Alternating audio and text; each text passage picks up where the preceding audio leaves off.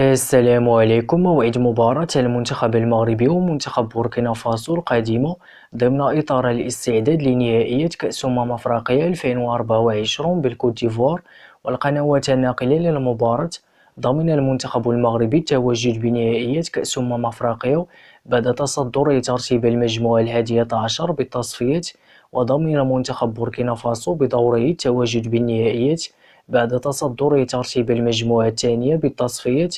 وسيواجه المغرب بوركينا فاسو في مباراة دولية ودية استعدادا لنهائيات كأس أفريقيا يوم الثلاثاء 12 شتنبر 2023 على ملعب بورال دولوري في حدود الساعة 7:30 مساء بتوقيت المغرب وتونس والجزائر، 9:30 مساء بتوقيت مصر والسعودية إن شاء الله. ومن المرتقب نقل هذه المباراة على قناة الرياضية المغربية.